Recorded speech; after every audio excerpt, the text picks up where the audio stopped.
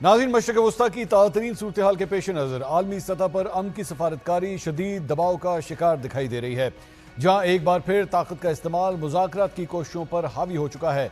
खित्ते में इस्तेहकाम के लिए वाशिंगटन और तेहरान के दरमियान तय पाने वाली इस्लामाबाद मफाहमती याददाश्त पर अब खतरात के बादल मंडला रहे हैं। ताहम इस संगीन सूरत-ए-हाल में पाकिस्तान एक बार फिर फाल हो चुका है और कशीदगी को कम करने के लिए दोबारा सफारती राब्तों में मसरूफ है। मशरिक़ वस्ता की ताज़ा सूरत-ए-हाल के मुताबिक अमरीकी सेंट्रल कमांड ने ईरान के अंदर 140 से ज़ायद स्ट्रेटेजिक फौजी अहदाफ पर बमबारी की तस्दीक की है। सेंटकॉम की जानिब से इस ऑपरेशन में जदीद तरीन लड़ाका तैयारों और बहरी जंगी जहाज़ों के साथ साथ तारीख में पहली बार यकतरफा हमला करने वाले जदीद समुद्री ड्रोन्स का इस्तेमाल किया गया, जिसका मकसद ईरान की बहरी सलाहियतों को मफलूज करना है। अमरीकी हुकाम का मौक़िफ़ है कि यह कार्रवाई बैनुल-अक़वामी जहाज़ रानी और बहरी तजारती गुज़रगाहों के तहफ़्फ़ुज़ को यकीनी बनाने के लिए नागुज़ीर थी। दूसरी जानिब ईरान ने भी इसका जवाब देने के लिए अपने ऑपरेशन आंख के बदले आंख के तीसरे मरहले का आगाज़ कर दिया है। ईरानी पासदार इनकलाब ने कुवैत में कायम अमरीकी फौजी अड्डों और बैलिस्टिक मिसाइलों और ड्रोन से हमलों का दावा किया है, जिसमें पेट्रियट डिफेंस सिस्टम और अहम रेडार तनसीबात को निशाना बनाया गया है। इसके अलावा बहरीन के शेख ईसा एयरबेस और उर्दन के प्रिंस हसन एयरबेस पर भी ईंधन के ज़खायर और ड्रोन कमांड सेंटर्स पर हमलों की जिम्मेदारी कबूल की गई है। तेहरान ने वाज़ेह ऐलान किया है कि जब तक खित्ते से अमरीकी मदाखलत का खात्मा नहीं हो जाता, आलमी तजारत की कलीदी शहरक आबना हुर्मुज़ को बंद रखा जाएगा। इस संगीन होती सूरत-ए-हाल में कई अहम सवाल जन्म लेते हैं। क्या इस्लामाबाद मफाहमती याददाश्त महज एक वक्ती सफारती हिकमत अमली थी, जिसके पस पर्दा जंगी तैयारियां जारी थीं? क्या पाकिस्तान की जानिब से दोबारा शुरू किए जाने वाले सफारती राब्ते इस बढ़ते हुए बहरान को टालने में मददगार साबित हो सकेंगे? और सबसे अहम बात, क्या सेंटकॉम और IRGC के दरमियान ये बराह रास्त जंगी टकराव अब एक बड़े आलमी तनाज़े की शक्ल इख्तियार कर चुका है, जिसे रोकना मौजूदा बैनुल-अक़वामी निज़ाम के बस से बाहर हो गया है? इसी इशू पर मजीद बात करेंगे। दो सीनियर जर्नलिस्ट इस वक्त हमारे साथ मौजूद हैं। हमें ज्वाइन कर रहे हैं अनस मलिक और हमें अमेरिका से ज्वाइन कर रही हैं आयशा तंजीम साहबा। बहुत शुक्रिया दोनों का। सबसे पहले आयशा साहबा, आपसे जानना चाहेंगे, ये जो भी लेटेस्ट एस्केलेशन हुई है, अब आज से एक हफ्ता 10 दिन पहले तक, कम से कम मैं ये कह सकता हूँ कि जब तक स्विट्जरलैंड के अंदर बर्गनस्टॉक के अंदर जो भी मुज़ाकरात हो रहे थे, things were not that good, लेकिन कोई ये नहीं एक्सपेक्ट कर रहा था कि मामला इस हद तक ख़राब हो जाएंगे कि दोनों साइड जो हैं वो एक दूसरे के अगेंस्ट इतनी ज़्यादा सिवियर पोजीशंस ले लेंगी। आपको भी ये लगता है? जी बिल्कुल, और उसकी वजह यह है कि जब वो 60 डेज की एक टाइमलाइन थी कि इसके दौरान नेगोशिएशन होगी, तो एक तो दोनों साइड्स ने उस जो मेमोरेंडम ऑफ अंडरस्टैंडिंग था उसको अपने अपने तरीके से समझा। ईरान ने समझा कि अब हमें खुली छुट्टी मिल गई है कि हम आबनाए हुर्मुज़ के जो रूल्स हैं वो अपने हिसाब से बना लें, जिससे हमने टोल लेना है। उन्होंने 60 डेज की 60 दिन की छूट तो दी थी, लेकिन उसके आगे वो रास्ते हम बना लें और वो तरीक़ाकार बना लें जिससे आगे हम लोगों से टोल ले सकें। जबकि अमेरिका की इंटरप्रिटेशन ये थी कि अब आबनाए हुर्मुज़ में तमाम जो तेल की और जो शिप्स जो वहाँ पे फंसी हुई हैं वो खुले से आ जा सकेंगी, कोई उन्हें रोकेगा नहीं, बल्कि ईरान उनकी मदद से आबनाए हुर्मुज़ को खोलने में मदद देगा। तो ये एक बहुत बड़ी गलत फहमी थी और उसमें दोनों साइड्स की कैलकुलेशन बिल्कुल फ़र्क है। ईरान के लिए इस वक्त आबनाए हुर्मुज़ का कंट्रोल जो है वो ज़िंदगी और मौत की बात बन चुका है, जबकि अमेरिका को ये पता है कि अगर आबनाए हुर्मुज़ में ईरान ने अपना कंट्रोल मुकम्मल कर दिया और जिसको डिफैक्टो कहते हैं कि फैक्ट्स ऑन द ग्राउंड, ज़मीनी हक़ाइक़ बदल के एक नए कवानीन लागू कर दिए, तो फिर उन्हें बदलना मुश्किल होगा। तो वो ये नहीं चाहेंगे कि ईरान ये कर पाए, और इसकी वजह से ये जो हमने देखा कि एकदम से जैसे ही कुछ शिप्स वहां से निकलने लगी ओमानी पानियों से, जो कि ईरान को लगा कि हमसे इजाजत लिए बगैर निकल रही हैं, तो उन्होंने उस पर हमला किया। अमेरिका चूंकि ईरान को ये लेवरेज नहीं देना चाहता था, तो जवाबी हमला किया गया और वहां से इस एस्केलेशन का आगाज हुआ। ठीक। लेकिन मेरा अभी भी ये ख्याल नहीं है कि दोनों साइड्स फुल स्केल वॉर की तरफ दोबारा जाना चाहते हैं। आयशा साहब, why do you think that?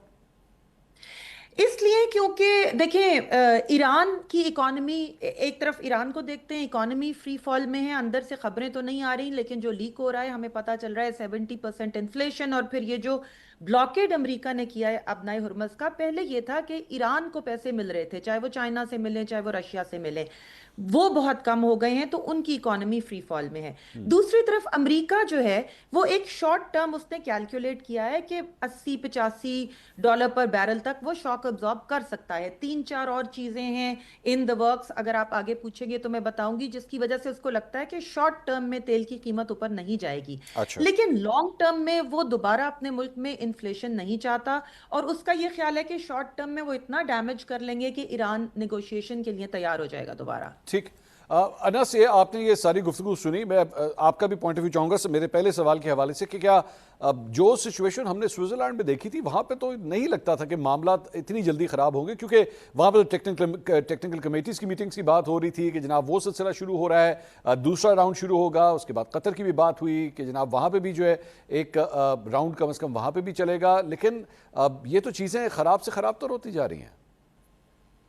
बहुत बहुत शुक्रिया मंसूर साहब for having me on the show. देखें, दो तीन चीज़ें हैं, जैसे अशर साहिबा ने नरेट किया समरी ऑफ इवेंट्स। मेरे ख्याल से जो ईरानी साइड ने अपने एंड पर, मैं गुज़श्ता रोज़ तक ईरान में मौजूद था और जो मेरी हुकाम से वहाँ बात हुई, उनका यही कहना है कि आर्टिकल 5 ऑफ द MOU जो था इस्लामाबाद की मुफाहमती यादाश्त, वो बड़ा वाज़ेह है कि अब नए हरमुज़ के ज़रिए जो भी शिपिंग गुजरेगी वो ईरान के साथ कोऑर्डिनेशन में से गुजरेगी। ठीक। तो उसके बाद जब ईरान ने जो कतरी LNG जहाज़ के ऊपर हमला किया, वो इसलिए कि ईरान नहीं चाहता कि कोई न्यू नॉर्मल स्टैब्लिश हो और उसका कंट्रोल ख़त्म हो। और बिल्कुल सही कहा आयशा साहिबा ने कि उनके लिए एक ज़िंदगी मौत का सवाल बन गया, और यही वजह है कि हम देख रहे हैं कि बार बार एस्केलेशन और डी एस्केलेशन जो है वो अपने हुर्मुज़ के मामले पर है। यहाँ तक कि अभी जब 2 रोज़ कबल ईरानी वज़ीर ख़ारिजा सैयद अब्बास अराग़ची ओमान गए और ओमान की जानिब से एक प्रपोजल दिया गया जिसमें कतर की जानिब से इन्वॉल्वमेंट की कोशिश की गई, तो ईरान ने उस प्रपोजल को रिजेक्ट कर दिया, ये कहकर कि कतर का जो रोल है वो सिर्फ और सिर्फ माशी हद तक है, और इसमें कोई जॉइंट प्रपोजल या ट्राईपैट्रिएट कोई एग्रीमेंट या कंट्रोल जो है वो अपना उसका नहीं होना चाहिए। तो अब जब मैं आपसे बात कर रहा हूँ, इस वक्त भी मीडिएशन एफर्ट्स बैक एंड के ऊपर जारी हैं। मेरे ख्याल से पाकिस्तान का रोल दोबारा एक सेंटर उसके ऊपर आ गया, क्योंकि एक नॉन कॉन्ट्रोवर्शियल कंट्री है और दोनों साइड्स का पाकिस्तान के ऊपर दोबारा ट्रस्ट है। तो अब पाकिस्तान का जो रोल है वो बहुत ज़्यादा सेंटर्ड होगा। लेकिन मेरे ख्याल से जो सेंटिमेंट ऑन द ग्राउंड हमें नज़र आता है ईरान का भी, क्योंकि हार्डलाइनर्स का रूल काफ़ी ज़्यादा, ये कहना गलत नहीं होगा कि जो हार्डलाइनर्स हैं उन्होंने अपने एक जो धौंस है वो जमा लिया है, और यही वजह है कि ईरानी अवाम में भी उसको ट्रांसमिट होता हुआ हमें नजर आता है। ईरानी अवाम में भी ये गुस्सा नजर आता है कि शायद उनको लगता है कि वो अमेरिका के खिलाफ ये जंग जीत सकते थे। जैसे अंग्रेजी में कहते हैं कि one should not be a victim of their own propaganda. लेकिन अनस ये जो आयशा जिस चीज़ की तरफ निशानदही कर रही हैं, द लोकल प्रेशर्स, इन्फ्लेशन, मईशत, अब आपके ख्याल में ये ट्रांसफॉर्म नहीं होगी और अवाम तक नहीं पहुंचेगी? अवाम जब इसकी हीट महसूस करेगी तो अल्टीमेटली पब्लिक ओपिनियन चेंज भी हो सकता है। देखिए, प्रेसिडेंट मसूद पेजेश्कियां को 2 साल हो चुके हैं ईरान में आए हुए, और प्रेसिडेंट मसूद पेजेश्कियां सिर्फ 3 वादों और नारों के ऊपर जो है वो उन्होंने सदर मुंतखब हुए थे। पहले कि वो सिफारती ताल्लुकात जो हैं वो ठीक करेंगे, दूसरे कि सैंक्शंस के बावजूद, पाबंदियों के बावजूद जो माशी हालात हैं वो ठीक करके करेंगे या उसकी कोशिश करेंगे, और तीसरा ये कि जॉब सिक्योरिटी, और क्योंकि यंगस्टर्स का इन्फ्लक्स काफ़ी ज़्यादा था, वो जॉब सिक्योरिटी के हालात को बेहतर करेंगे। इस वक्त जब मैं आपसे बात कर रहा हूँ तो ईरान में पिछले मैं 10 दिन ईरान में मौजूद था। ईरान में डॉलर के मुकाबले में ईरानी तमान और ईरानी रियाल की जो कंसिडरेबल पोजीशन थी वो मुस्तहकम हो रही थी। तो ऑप्टिक्स के हवाले से Iran has been pumping out oil, और वो काफ़ी ज़्यादा ऑयल टैंकर्स के जरिए भी, तमाम तर रास्तों के जरिए वो चीज़ अपनी पंप आउट कर रहे हैं। तो प्राइमा फेसी जो है वो इमीडिएट इम्पैक्ट हमें नजर नहीं आएगा ईरानी इकोनॉमी के ऊपर। हाँ, अगर 50 दिन 60 दिन से ज्यादा ये सस्टेन करता है, और जो असेसमेंट भी यही बताती हैं कि कम अज कम ईरान जो है वो 50 दिन तक किसी भी ब्लॉकेड को सस्टेन कर सकता है, और उसके बाद उसका इकोनॉमिक इम्पैक्ट आएगा। तो अब देखना, it's a war of nerves, और देखते हैं कि who holds the strong nerves. अगर अमेरिका 50 दिन तक क्या अपनी ब्लॉकेड दोबारा लेके आता है तो क्या उसको सस्टेन कर सकेगा, या ईरान उससे पहले ही कोई एग्रीमेंट के जरिए, कोई बातचीत के जरिए मामला आगे चलाने की कोशिश कोशिश करेगा। आयशा, जहाँ पे हमने प्रेशर्स की बात की और ज़ाहिर बात है उसकी वजह से लीडर्स के जो डिसीजंस होते हैं वो शेप अप करते हैं, उसमें तब्दीली ज़रूर आती है। इससे पहले जब ये जंग शुरू हुई थी तो डोनाल्ड ट्रंप को अपने होम ग्राउंड से भी काफ़ी हद तक प्रेशर्स जो हैं उसका सामना करना पड़ा था। लेकिन पिछले 24 घंटे में डोनाल्ड ट्रंप ने एक सोशल मीडिया के ऊपर ये पोस्ट की कि मेरी अप्रूवल रेटिंग जो है वो 59% के ऊपर 59% के ऊपर पहुंच चुकी हैं। पहली बात तो ये बताइएगा, क्या ये वाकई अप्रूवल रेटिंग्स यही हैं, या और आपके ख्याल में जो लोकल प्रेशर्स थे, जो अमरीकी अवाम जो इन्फ्लेशन की हीट महसूस कर रहे थे, क्या वो नहीं है वहां पर?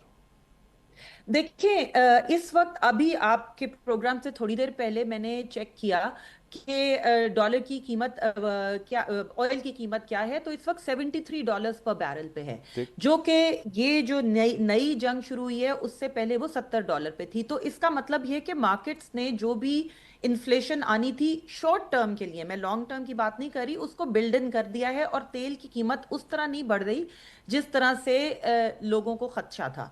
दूसरी बात यह कि डोनाल्ड ट्रंप ये बात बार बार कह चुके हैं कि जैसे ही ईरान के साथ ये खत्म होगा, जैसे जब एमओयू भी साइन हुआ था तो उन्होंने कहा था कि उसके फौरन बाद तेल की कीमत गिरेगी, और वो गिरी।